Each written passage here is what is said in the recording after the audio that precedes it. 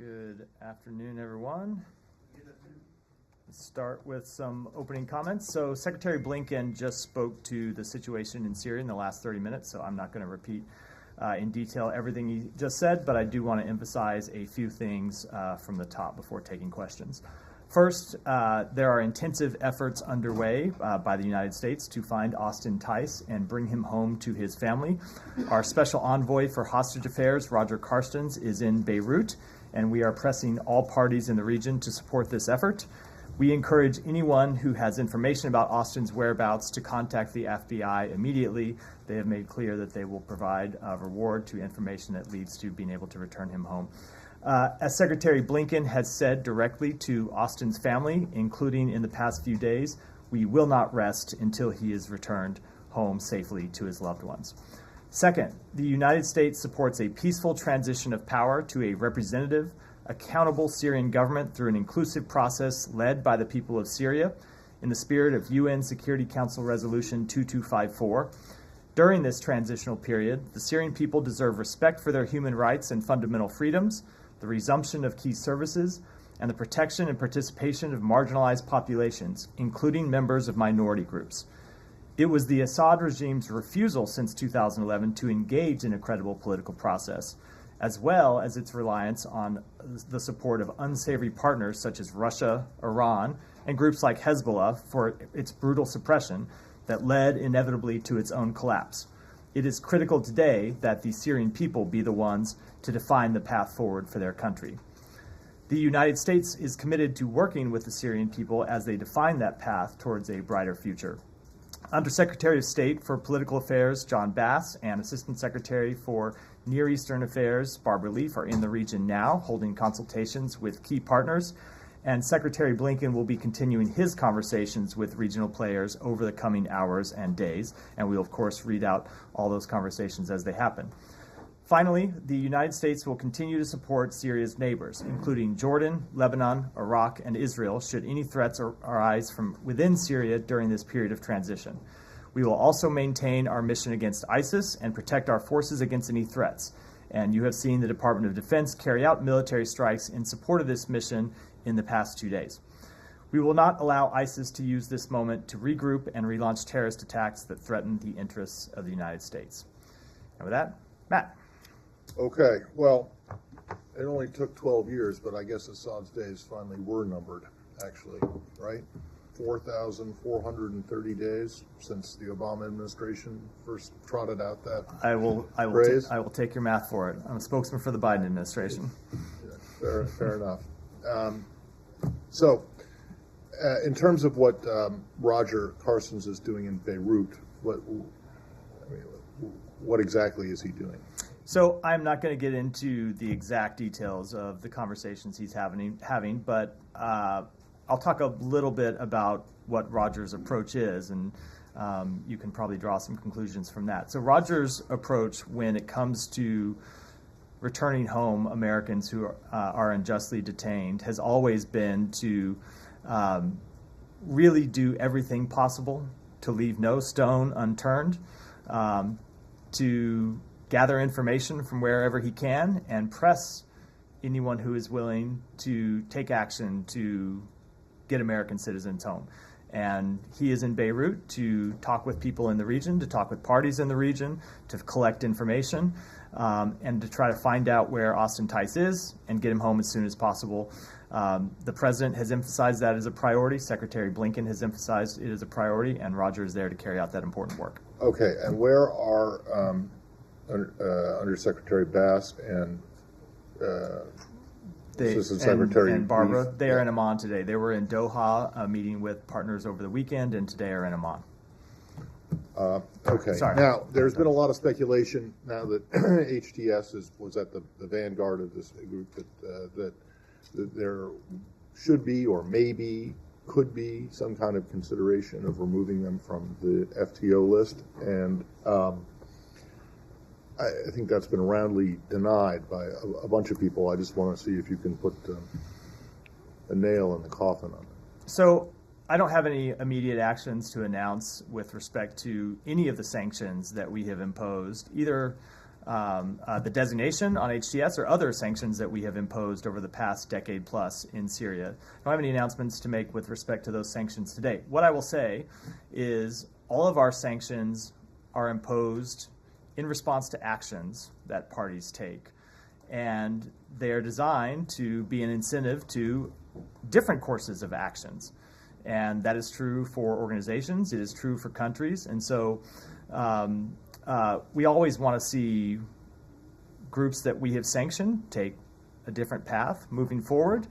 That is true here. As you heard the president say, we have heard some hopeful statements out of HTS. We have heard them saying the right things about inclusion and a political process forward, but ultimately we're going to judge them by their actions, and our policy response will be determined by the actions they take. Okay, so there is no review, quote unquote, specifically to HTS as underway right now as it relates to what happened over the weekend. There is no specific review related to what happened over the weekend. That said, we are always reviewing our sanctions posture with entities based on their actions. So when entities take different actions, of course there can be a change in our sanctions posture, but we have nothing new to announce today. I guess a few follow-ups on that, but actually, could I ask you first about some of the other countries involved there? Russia, of course, is said to have given asylum to the Assad family. The status of Russian military bases in Syria. Does the U.S. have any information about whether the current authorities in Syria will allow those to continue? And does the U.S. actually have a stance? Is the U.S. comfortable with those remaining there? We don't have any information about the status of those bases and what the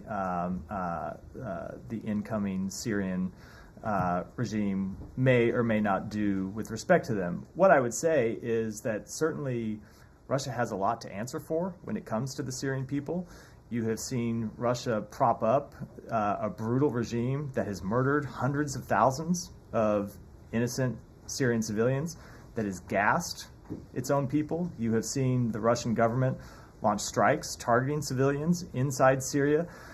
And now, most recently, you see Russia giving safe haven to the brutal tyrant responsible for those attacks. So they certainly have a lot to answer for with individuals across Syria about their history of supporting Assad and their own pattern of behavior inside Russia. And it would not surprise me at all if people in Syria are asking those questions when it comes to the Russian facilities that remain inside Syria. Now, with respect to the United States position on those facilities, it is ultimately a decision for the Syrian people to make, not for the people of the United States. But I don't think you can look at the influence that Russia has had through those bases inside Syria and determine that they have been anything other than disastrous for the Syrian people over the past 10 to 12 years. Okay, so I mean, I realize obviously it's tough for the U.S. to say that they're not there, but you just said they're disastrous for the Syrian people. I mean, would you be looking, is that one of the, as you said, you're judging them by actions, the new authorities. Is that one of the actions you would be judging them by, what the relationship they keep with We are Russia? going to be judging them by the whole range of their actions, but when we talk about the actions that they're taking, ultimately what we want to see and what we are judging them by are the kinds of ideas that are ideals that are laid out in UN Security Council Resolution 2254. So an inclusive political process moving forward, respect for minority groups, either religious minorities or ethnic minorities inside Syria, an ultimate transition towards elections, the cessation of hostilities. Those are the types of things to which we're referring. Okay, just asking about another neighbor, Israel. Israel has said that, since the first time since the aftermath of the Yom Kippur War has openly gone across the Golan Heights and said it's creating what it calls a temporary buffer zone. How do you feel about this? I mean, the UN has said that it's a violation. Does the United States agree? First of all, does the U.S. agree that it's a violation? So let me say a few things about it. Number one, I think it's important to put in context what happened that led up to this event. First of all, the Syrian army abandoned its positions in the area around the negotiated Israeli-Syrian buffer zone, which potentially creates a vacuum that could have been filled by terrorist organizations that would threaten the state of Israel and would threaten civilians inside Israel. Every country has the right to take action against terrorist organizations, and every country, I think, would be worried about a possible vacuum that could be filled by terrorist organizations on its border, especially in volatile times, as we obviously are in right now in Syria. The second thing that is important is that Israel has said that these actions are temporary to defend its borders. These are not permanent actions. And so ultimately, what we want to see is lasting stability between Israel and Israel and Syria. And that means we support all sides upholding the 1974 disengagement agreement. Do you feel that they're holding up that disengagement agreement? Well, look, this is a temporary action that they have taken in response to actions by the Syrian military to withdraw from that area. Now, what we want to see ultimately is that agreement fully upheld, and we will watch to see that Israel does that. They have said that this is a temporary action, and we're going to be watching what steps they take in the coming weeks. You're saying watching what steps they'll take. I mean, do you want them to take Of those course, steps? we will be engaging with them as well, but ultimately, it's important that there is security along that border. Right now, there was potentially a vacuum created by the withdrawal of Syrian forces. We don't want to see a vacuum there either that could be filled by terrorist organizations. That's not good for, not just for Israel's security, it wouldn't be helpful potentially to the people of Syria. If you see a terrorist group move into the area that was vacated by Syrian forces and could lead to an outbreak of hostilities across that border, something that we don't want to see either. I mean, just to make sure I'm understanding correctly, you're saying basically that the U.S. wants this Israeli move to be temporary, that you don't want a permanent. So look, as I said, we want to see the 1974 disengagement agreement upheld, and that includes the terms of the buffer zones, which includes Israel withdrawing to its previous position. Just on that quickly, did Israel give you a heads up before doing that? We have been consulting with them about the situation. I'm not going to speak to the contents of those private diplomatic conversations. Did they describe what temporary would look like? Is it 6 months, 1 year, or 30 years? I'm not going to get into those diplomatic conversations. Okay. Going back to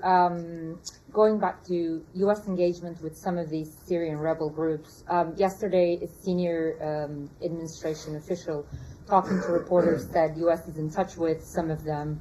Can you explain which ones? And given that HTS is designated and there is a bounty on Jolani's head, is that a 100% impediment for you guys to even indirectly engage with them, or not really? So as a legal matter, no, it is not.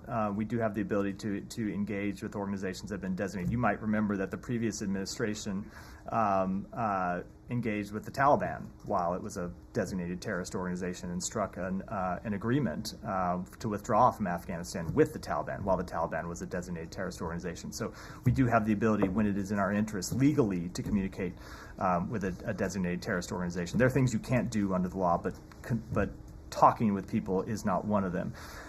When it comes to engagement with groups on the ground in Syria, so we have a number of ways of communicating, sometimes directly with various groups, sometimes with intermediaries, either inside Syria or outside Syria. We have been engaging in those conversations over the past few days. The Secretary himself has been engaged in conversations with countries that have influence inside Syria and will continue to do that, but I'm not going to get into the details of those conversations. I will say that there are a couple of key points that we are emphasizing in all of those conversations. One is that we want to see de-escalation moving forward. We don't want to see any organization take advantage of this situation to try and improve their own position, to try and improve their own standing inside Syria.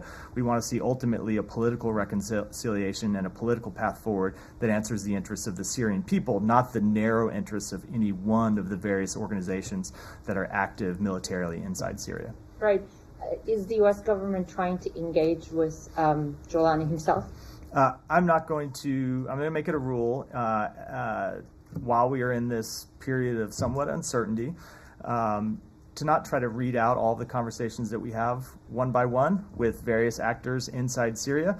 But I can tell you that we believe we have the ability to communicate one way or the other, directly or indirectly, with all the relevant parties, and we will make clear the interests that I just outlined, both in the top of my remarks and in response to your previous question. We will be making clear that those are the interests of the United States and what we believe are the interests of the Syrian people that we want to see upheld. And one final broad thing.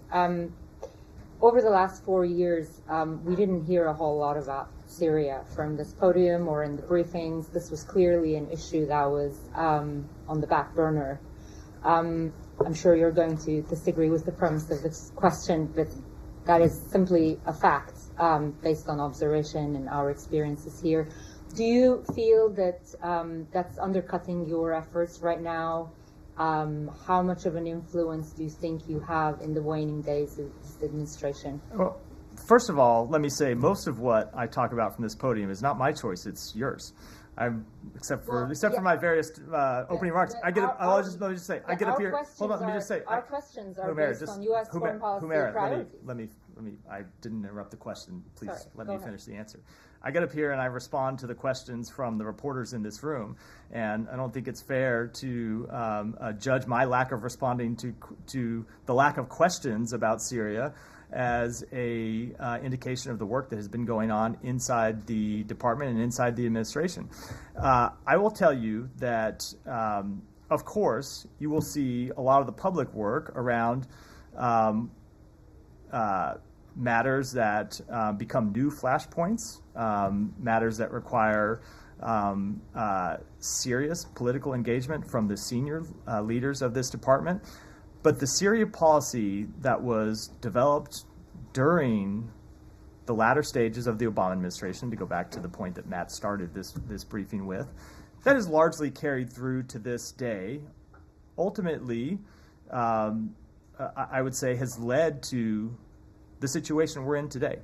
And I would combine that with the policies this administration has pursued to weaken Bashar Assad's main backers, Russia, Iran, and Hezbollah, which of course is itself backed by Iran. So it is the sanctions that we imposed on the Syrian regime that weakened the Syrian regime. It is the international coalition that we marshaled to hold Assad accountable.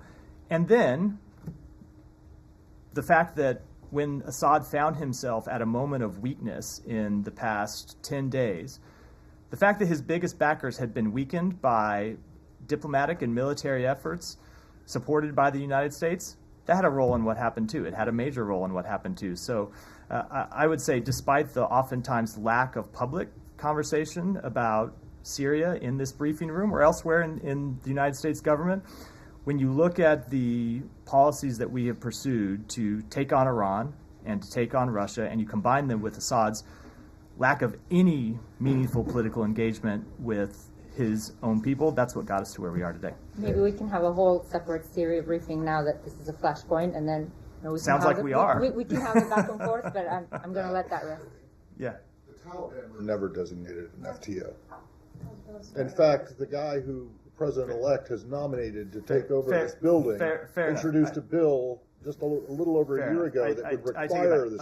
An organization. Now, they are an SDGT, there are different requirements under that. You're right, not an FTO, an SDGT. I often get that distinction wrong. That said, the rule about engagement, the ability to have conversations, is the same for both of those designations. Can you check that? Yeah. All right, thanks. It's clear that you have the ability to engage with all these different groups, but you can't say with a bit more clarity whether you intend to or not engage directly with the person who arguably led this operation to depose of Assad? So I just don't think it's productive for me to do that today. We want to have conversations with the key groups inside Syria, either directly or indirectly. It's obvious that HTS is one of them. We want to make clear to them the same points that you have heard the president make publicly. We also want to engage with any organization that might have information about the whereabouts of Austin Tice, so we can try and bring Austin home. But I'm just not going to get into the details of those conversations publicly. I wanted to follow up on Tice. Why wouldn't Carstens go to Beirut now that the border's wide open, people are flowing in? It would seem that he could go right to the source and engage with people who are... Sorry, what did I say? I think you meant Syria, Beirut. Go right in. He's in Beirut. We all misspeak sometimes. Why wouldn't he go across the border into Damascus? I'm not going to talk about what travels Roger may or may not make in the coming days. He's in Beirut today. He's working to get Austin Tice out, and I'll leave it at that for today. Has there been... He went in 2020, and he met with the Syrians, and from what we understand, there was no proof of life offered. Can you say whether or not there has been any kind of proof of life since that 2012 video that was believed to have been manufactured? So I think where I'll leave it, where it's appropriate for me to leave it, and I should back up and say that this is a matter that we discussed directly with Austin's family. Secretary talked to Austin's family on Friday. We assess that he is alive, and we are working to try and get him home. And I think the details that lead us to that conclusion, I think I ought to not speak to publicly. And just last thing, they did say on Friday that they have a new source. They have new information that he's alive and being treated well. Is there anything new as far as you understand it? I'm just going to leave it with my previous answer, which is we have reason to believe that he is alive. We are working to bring him home. And when it comes to the details that lead us to believe that, we ought to keep those discussions private with his family, not air them publicly here, I think.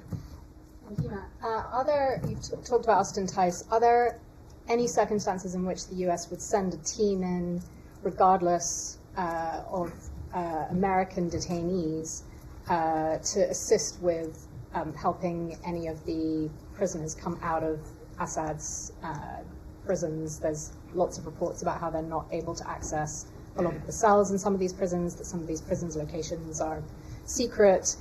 Is there a scenario where the U.S. could help with that at all? I just don't want to get into hypotheticals. Obviously, we want to see those who have been unjustly detained, not just Austin Tice, but Syrians who have been unjustly detained for their political views.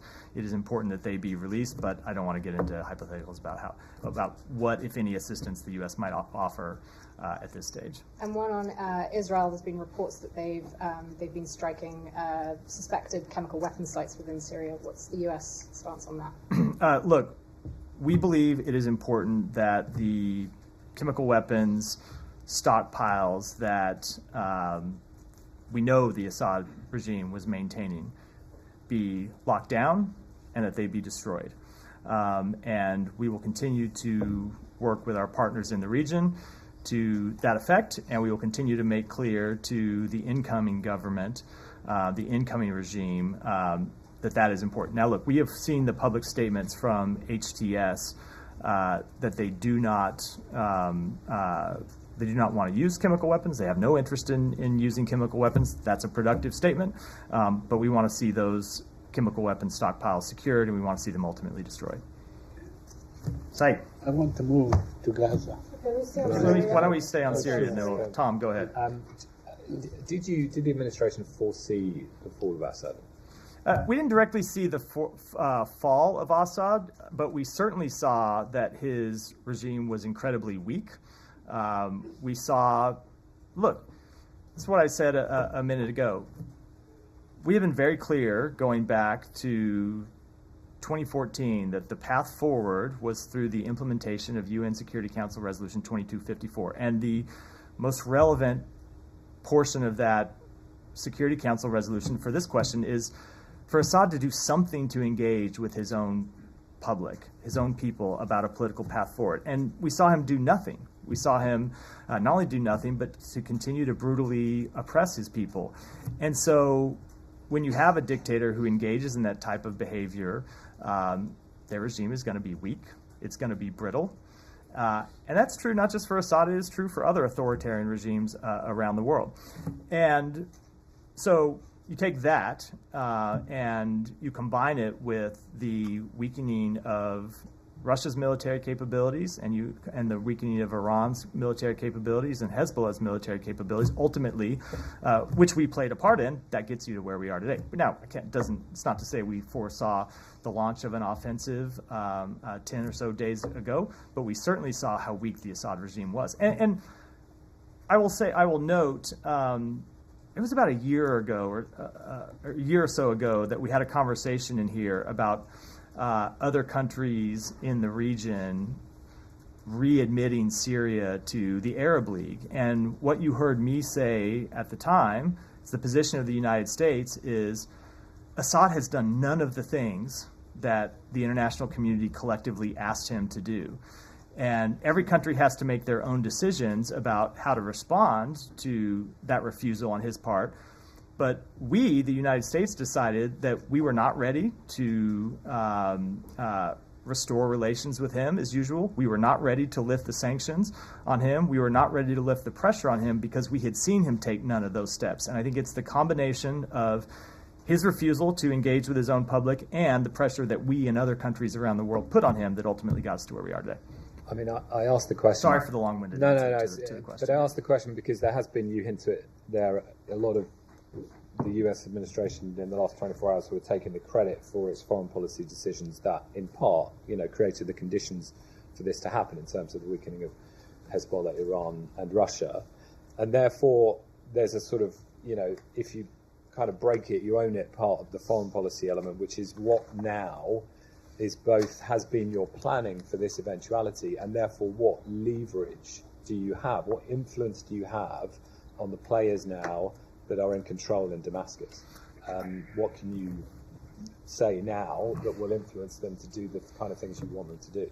So I don't want to totally reject the premise of the question, Tom, because I do respect the question, but I do think that at a time like this, that really is the wrong way to look at the question. It is not a question of what leverage or influence the United States has, because ultimately this is a process that needs to be led by Syrians, not by the United States, not by any other country in the region. And so what we can do is make clear that we will support the Syrian people on this path towards a better future. We're going to protect our own interests while we do that. We're going to make sure that ISIS doesn't reemerge. But it is not for the United States to try to use its influence or leverage to dictate any path forward for them. We want to see them make those decisions on their own. Now, we're going to be clear in engaging with all of the relevant parties inside Syria and elsewhere in the region that there are a few core fundamental principles that we want to see respected as that moves forward. But ultimately, that is these are decisions for the Syrian people to make, not for us. But I mean, I'm just thinking, if you're HTS and you're thinking about the way ahead, and clearly, there is a direction you want them to take and one you don't want them to take. And so I'm asking about what you can do. Yeah, fair question. Look, fair question. So there are sanctions that the United States has imposed on Syria. There are various forms of diplomatic relations that we hold with countries and that we suspend with others.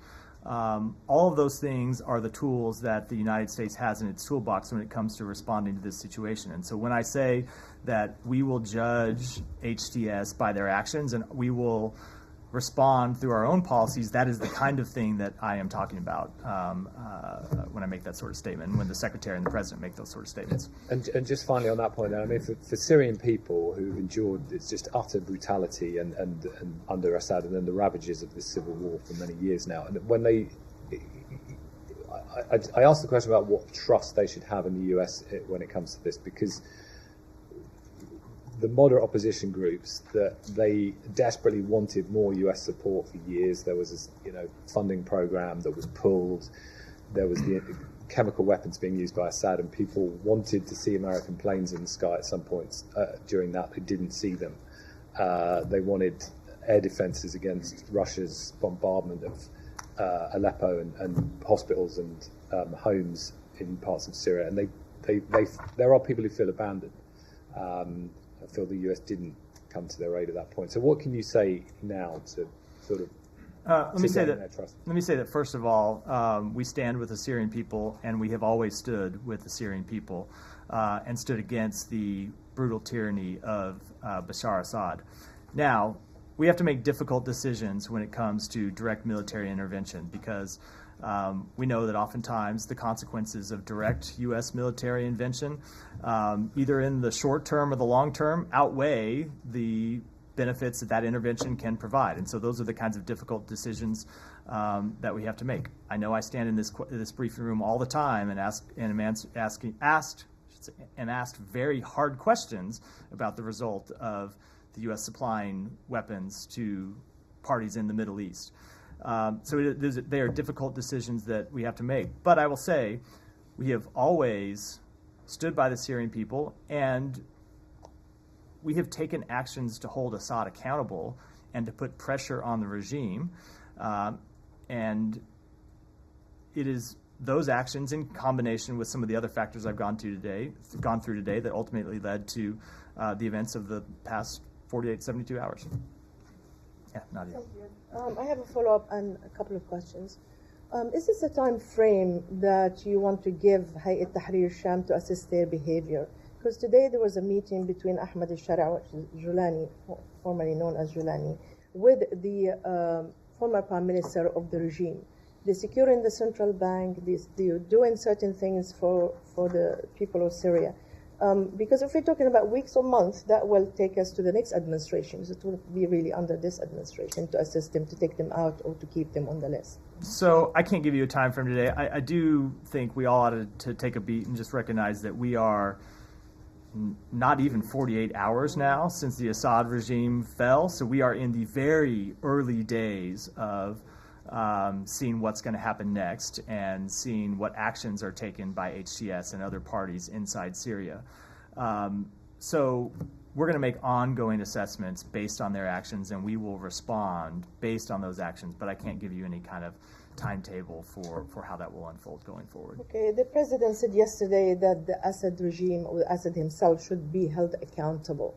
Will you support his application to stand in front of the ICC as a war criminal who committed crimes against humanity? So we support the work of the ICC. I know that obviously we have disagreed with their hold on. I'm gonna let me address it. You support the work of the ICC until they do something about it. So we have had a long. Let me just answer the question. You know what, Matt? Let me answer the question, because I was addressing that before you interrupted me. We obviously have had a jurisdictional dispute with them as it relates to cases against Israel. That is a long-standing jurisdictional dispute. But that said, we have also made clear that we support broadly their work, and we have supported their work in other cases, despite our jurisdictional dispute when it comes to Israel. But that said, when it comes to Assad, I suspect that before you ever get to the ICC, the people of Syria are probably going to want him to return home and stand judgment for his crimes in Syria. He's not going to return home. I mean, these are Russians under the Russians' protection. I doubt that he's going to. I mean, if he's not going to return home from Russia, I doubt he's going to transfer himself to The Hague, leaving Russian protection but either. My point being, should he ever decide he's willing to face accountability, or should the Russians decide that they don't want to continue to harbor a war criminal, there may be a whole range of people in line to hold him accountable for his actions. Okay, I'm going to ask you about the Caesar Act, but do you think that the U.S. is undermining the trust of the international community in organizations like the ICC and ICJ by making an exception for Israel when trying to convince us that Assad and the like of Assad should be brought in front of the So again, I think it takes too narrow a view of the ways in which he could be held accountable for his crimes by just focusing on the ICC. Because I do suspect that whatever comes out of the wake of the past 48 hours, you will see a demand by the Syrian people that he return to Syria and face justice for his crimes, and that would be the court of first jurisdiction before you even get to the ICC. Okay, so that's true. But when it comes to the overall question, I know we have a disagreement with other countries around the world, but this has been a long-standing, good faith disagreement about where the ICC has jurisdiction and where it does not, based on the fact that there is no recognized Palestinian state. Okay, but that was the norm, because this is what happened with Rwanda, this is what happened with ex-Yugoslavia, etc. Final question, the Caesar Act sanctions is going to expire on December 20th, I believe. Do you think that this should be expired now, that the regime is no longer there? I don't have any announcements on that act today. We're going to continue to watch what happens and make our decisions moving forward based on it. Syria? Yes. Yeah, go ahead. Hello. Yeah. Yeah, can you talk about the U.S. alliance with Kurdish forces in Syria, and how does the U.S. support for SDF look like after the fall of the Assad regime? There has been no change in our posture with respect to support for the SDF. They continue to be a vital partner in the fight against ISIS, and they will continue to be so. So how about the U.S. Military troops deployment in Syria? Is that fair to say there's no change? So there has been no change with respect to anything forward-looking. I'll defer to my colleagues at the Pentagon for that question. I'm not asking you to give a prediction or not, but has anyone checked in on the status of the embassy? Are the checks Oh, yeah. still your protecting power? So- It's been a long time since we talked about So this. the checks still there? a couple things with respect to that question. The checks are, or maybe were, still our protecting power, but the checks have left their embassy in Damascus. So there's protecting power for the protecting power. Yeah, that is beyond my grasp, unfortunately. That said, we have taken steps to secure our embassy, and we believe that our embassy, which of course we're not staffing at the time, but that our embassy is still secure. Well, what steps? I don't think I should. It's a security matter, so I don't think I should get into it from here. But obviously, Are there U.S. There are no U.S. personnel. There are no U.S. forces there, but we are at times able to engage with local parties to maintain the security of our embassy, make sure that it is not breached, and we have taken those steps. Michelle. On Syria, on Manbij, how do you view the fights between SDF and SNA, and are you coordinating between the SDF and Turkey to escort SDF militants from Manbij? So our stance on this with all of the relevant parties has been clear that we don't want to see an escalation. We don't want to see anyone take advantage of this period of instability to try and further their own position inside Syria. We are making that clear to all of the concerned parties in the region. When you look at the important work that the SDF does to prosecute the fight against ISIS, to secure prisons where ISIS fighters are held, we don't want to see them distracted from that important duty in any way possible. So we'll continue to make that clear to the relevant parties in the region. But the SDF militants are besieged in Manbij. Are you working on this to escort them, to take them out, or? I don't have anything to announce from here beyond what I just said about that. Another one, too. Were the HTS able to control whole Syria in 7 days without any international support, in your view, and who was or who supported them? Well, the United States wasn't supporting them, and I think I'll let other countries speak for themselves. And finally, on Iran, to what extent are you concerned that Iran, after losing Hamas, Hezbollah, and Syria, will move forward to get the nuclear bomb? So look, that is obviously an issue that we have been concerned about for some time, and something that we have been watching for some time, and something that we coordinate with our allies and partners. And without making an assessment, I will just repeat what we have always made clear, which is that President Biden will not allow Iran to obtain a nuclear weapon, period, full stop. Thank you. Yeah. But on Russia angle of this topic, legality of granting political asylum to al-Assad, is it legal? Does he have a case here, do you think? And if when it comes to holding al-Assad accountable, if Russia refuses to hand him over, does it make Russia complicit? So I think Russia is already complicit in Assad's crimes against the Syrian people. I don't think you need any further actions by Russia to prove their complicity. And then with respect to the question of international law, I'm just not qualified to opine on that. Back to Tom's question, he mentioned that you guys are taking credit for your foreign policy decisions on this.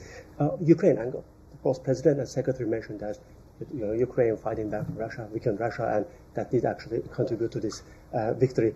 Does that further signify support for Ukraine in months, days, years ahead?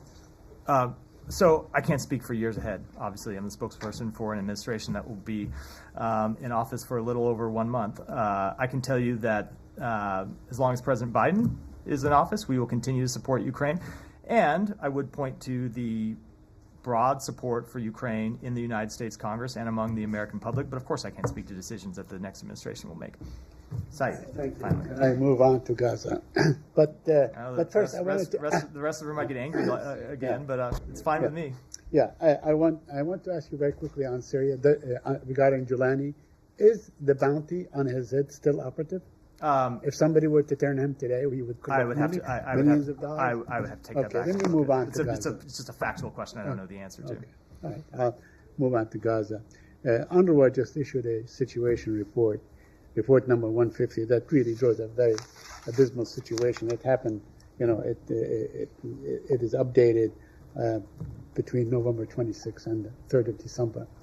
And I was wondering, What is the aid situation? Since the 12th of November, when the United States said that Israel was allowing some aid in, can you update us in figures and terms and so on? What is happening with aid to Gaza? With respect to actual figures, I'll have to go back and take that back and get you, but I can speak to the broad pattern. So we did, after the Secretary and Secretary Austin sent that letter, we did see Israel take a number of steps. Now, the actual delivery of aid inside Gaza continues to be incredibly challenging because of the security situation there. The primary impediment continues to be the looting of convoys that try to deliver the aid that makes it to Gaza, actually to that last mile, so it can be distributed to people.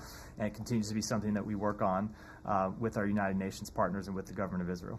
So can you update us on what effort have you taken to ensure that whatever level you want to see going into Gaza, what measures have you taken in the last week, the last 2 weeks, the last 3 weeks? So I can tell you that Secretary Blinken met with the foreign minister of Israel in Malta on Thursday of last week and made very clear to him that though Israel has taken important steps to improve the humanitarian situation, they continue to need to do more. We want to see more provision of aid to the Palestinian people, and we want to see that aid get distributed everywhere inside Gaza. Mm-hmm. Let me ask you a couple more questions.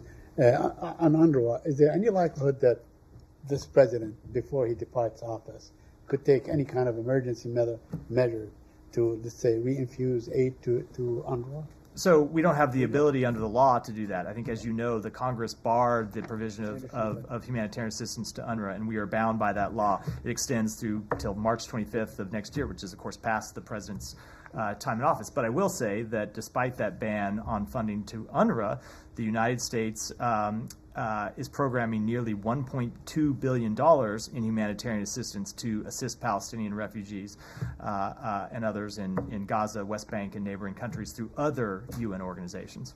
And a couple more questions. A U.S. Senator, Senator Tom Cotton, introduced a bill last week in the Senate, I guess, to ban the use of the term West Bank and revert to Judea and Samaria. Do you have any comment on that? I don't have any comment on the legislation, but we will continue to refer to the West Bank as the West Bank because that's what it is. Okay. Now, finally, I know that we spoke last week with Vedant about the Amnesty International report, and you refused to acknowledge that what Israel is doing is basically genocide in Gaza. You're saying that it does not rise to the level of genocide and so on. I mean, I don't know what is what is the threshold for destruction and killing and so on that would qualify for genocide. But let me bring your attention to a historian, an Israeli historian, has documented, voluminous documents and so on, that basically says that Israel had the intent and carried out those genocidal intents. So we've we have seen that report. As you know, we have not concurred with past findings regarding genocide, and we don't again with this report. We do remain deeply concerned by the reports of civilian harm in this conflict, and we continue to emphasize that all parties must comply with international humanitarian law.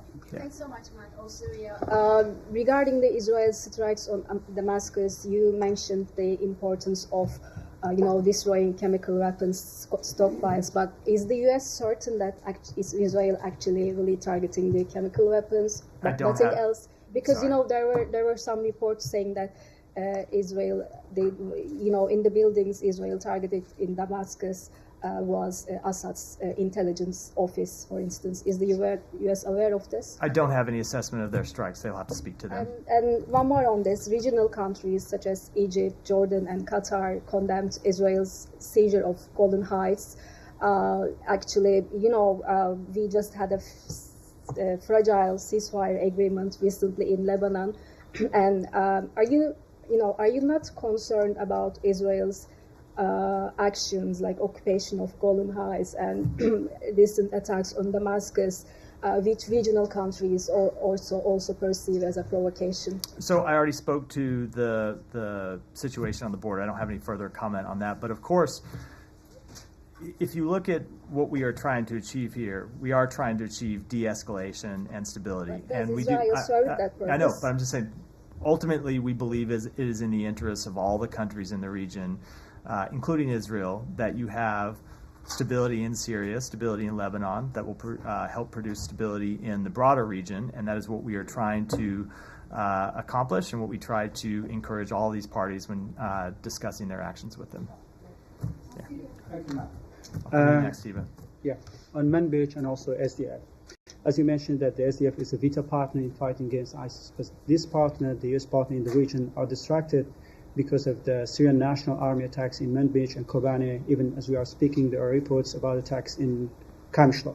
So have you tried to reach Turkey, as they are backing these groups, to stop these attacks on SDF in the region? We have discussed this with Turkey and with a number of other countries in the region, and we have made clear what you heard me say in response to a previous question, which is that we want to see de-escalation. We don't want to see any party try and take advantage of the situation. And there are a number of U.S. senators, including Senator Chris Van Hollen and also Senator Lindsey Graham. They said that the U.S. should not guard down, and also they should not what? Guard down. They should not rest, and they should support the Kurds in fighting against ISIS and also protect them from the attacks from other groups. So, are you calling stop these attacks from Syrian National Army? As I just said, we want to see a de-escalation across the board. Hiba, go ahead. You got to sit closer. I've never seen you so far back, Hiba. Couldn't find you back there. Just to follow up on Humaira's question, because I want to, usually I don't like to do that, but I want to argue with something when you are trying to take a little bit of credit regarding what happened in Syria. I mean, for 4 years, before the secretary, before becoming the Secretary of State, he said you will address this crisis when you are back in power, but the thing is, for 4 years, nothing changed. And also 2 weeks ago, you were a little bit open to engage again with Assad.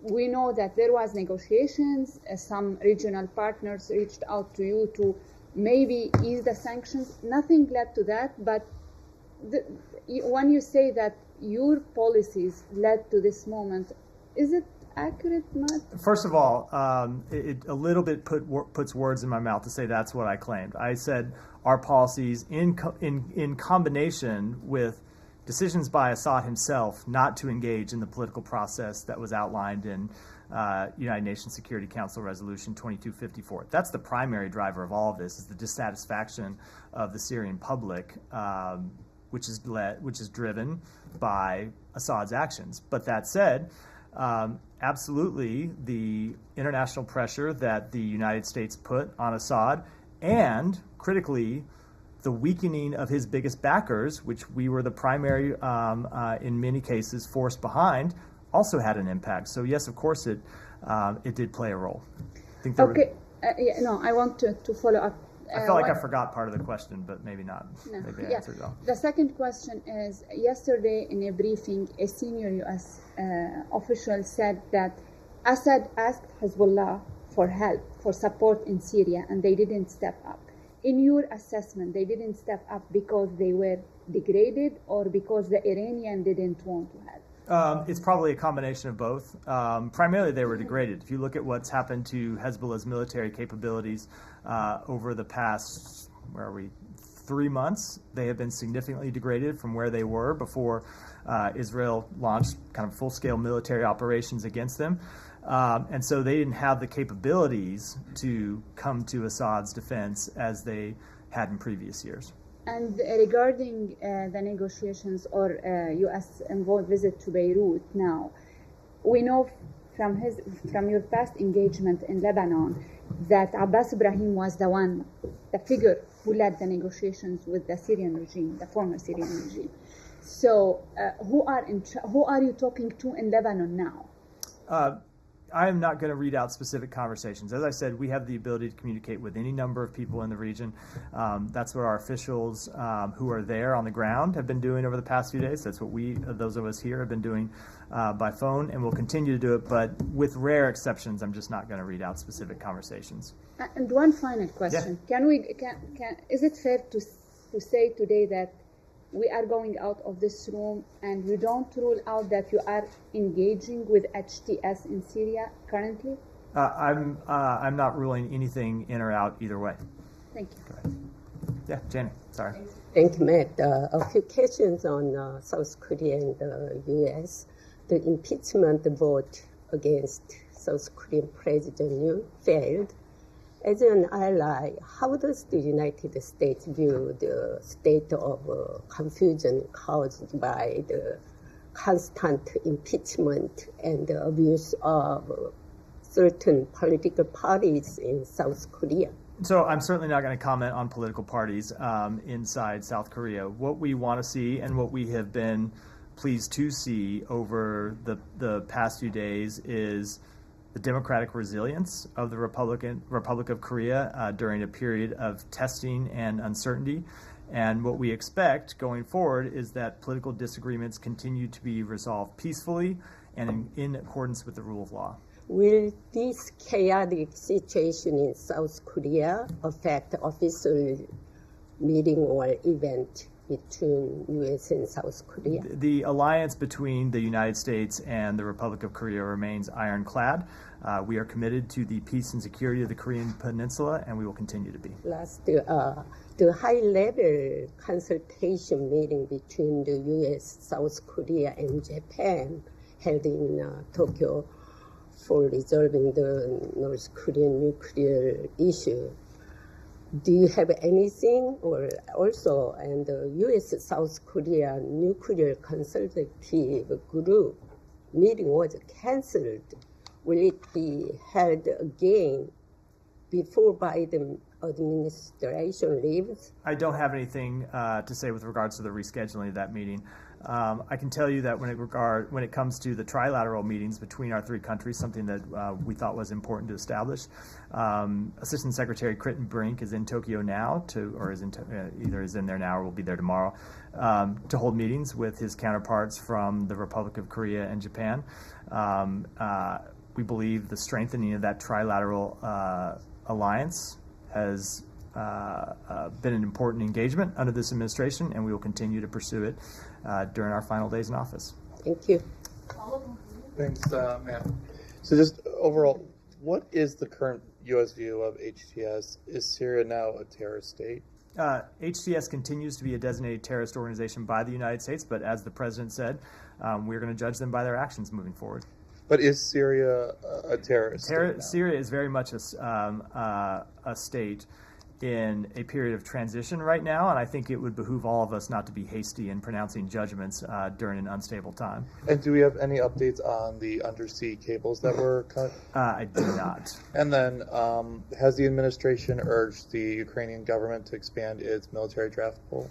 So we have had conversations with the government of Ukraine about the security situation it faces in the east. You heard the secretary speak to this somewhat when we were in Brussels last week. Ultimately, the decisions about the composition of its military force, those are decisions that the Ukrainians have to make for themselves. What we have made clear is that if they produce additional forces to join the fight, we and our allies will be ready to equip those forces and train those forces to enter battle. Thank you. The question on Korea in the back. Oh, yeah. Go ahead. So U.S. has continuously expressed support and solidarity with Korean people, not specifically the RK government. So do you have any message for the Korean public who, despite impeachment votes being blocked by boycott of ruling party, or keep calling for President Yoon's immediate departure to uphold democracy and rule of law? And in addition to that, who do you regard the counterpart in RK as to President Biden? Because President Yoon, who is remaining in power despite his illegitimate act of declaring martial law, is now under prosecution and travel ban. So first of all, when it comes to our relationship with the Korean people, we stand shoulder to shoulder with the Korean people. And that is, of course, most true in times of testing and uncertainty, as we have seen over the past week. But what we believe is important, and what we have seen over that past week, is the democratic resilience of Korea, democratic resilience that was hard-won over a period of several decades. So we will keep lines of communication open with all relevant parties in the Republic of Korea. The legal process and the political process should play out there consistent with the rule of law. President Yoon is the president of Korea, and the political process in Korea will play out as it should under Korea's laws and Korea's constitution. But we can assume that President Biden will probably not directly engage President Yoon because of the political volatility. I don't have any engagements by the president to announce. I never do that from here anyway. It's a matter for the White House to do. Why don't we go there, and then we'll wrap for today. Matthew, good afternoon. Christians in Syria, other religious minorities there, with HTS now in control, how will their religious freedom be monitored by the U.S.? Well, this goes to exactly what I was speaking of when I said we're going to judge HTS by its actions, as we will judge every group inside Syria by their actions. And one of the foremost things that we want to see protected in Syria are the rights of religious and ethnic minorities. If I may ask another, the head of the Latin Church in Syria, the apostolic vicar there in Aleppo, is calling for the lifting of economic sanctions on Syria, saying, quote, they have devastated ordinary people, end quote. Your reaction? So I spoke to sanctions a number of times over the briefing. I don't have anything new to say on it. And on a separate subject, on the solemnity of the Immaculate Conception yesterday, Pope Francis urging for a ceasefire on all war fronts across the globe by Christmas. Does the State Department support that urging? So there are a number of conflicts where we are trying to get a ceasefire, of course, the conflict in Gaza, the conflict of Sudan. But when you look at, say, for example, the war between Russia and Ukraine, that's ultimately a decision for Ukraine to make. I think when you, like if you look at Ukraine has the right to defend itself, I don't think you're going to see Russia heed the Pope's calls and unilaterally disarm. So as long as Ukraine is under attack, we'll continue to support their right to defend themselves. But of course, speaking broadly, of course we want to see the end to conflicts, and we want to see conflicts resolved. That doesn't mean in every case an immediate ceasefire. If it would cause parties to give up their duly held rights, but we do want to see wars resolved and peace brought to the world. Thanks very much. Thank you. Thank you.